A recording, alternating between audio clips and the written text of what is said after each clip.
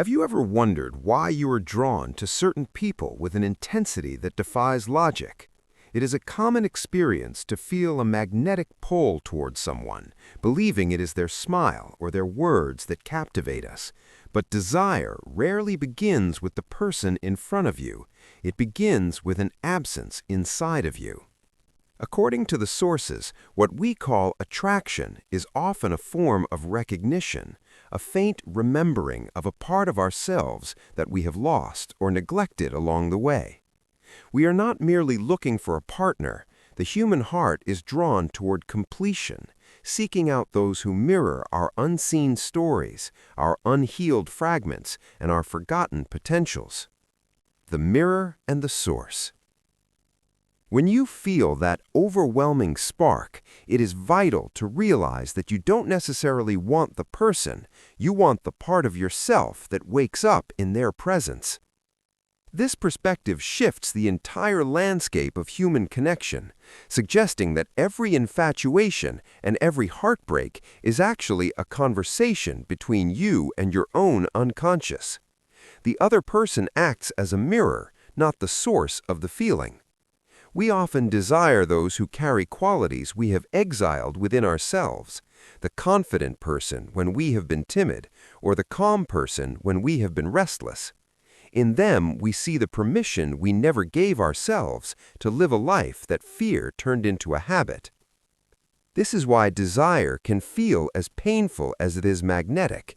It is a constant reminder of what we have disowned. If you find yourself repeatedly drawn to people who are emotionally distant or unavailable, the sources suggest this may be your psyche reenacting your first wound or seeking the safety of your own detachment. Our attractions serve as maps of our unfinished healing, pointing back to the internal doors we have closed rather than toward a destination in another person. Shadow work and the patterns of fate. Carl Jung referred to the journey of becoming whole by integrating these split-off parts as individuation.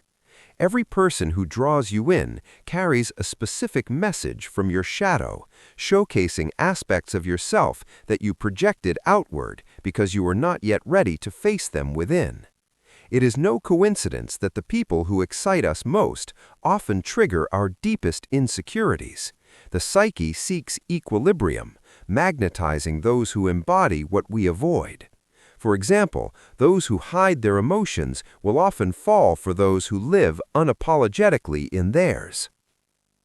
If you look closely at your history of longing, you may notice a theme where the faces change, but the feeling remains the same. This repeating ache is the psyche's handwriting, signaling that until you understand what these people represent inside of you, you'll keep finding them in different forms. What we often call chemistry is sometimes just two wounds that recognize each other, where your fear fits their silence, where their intensity fits your yearning. While this feels like fate, it is frequently a pattern designed to wake you up to the truth that the love you chase is an attempt to return home to yourself. We often resist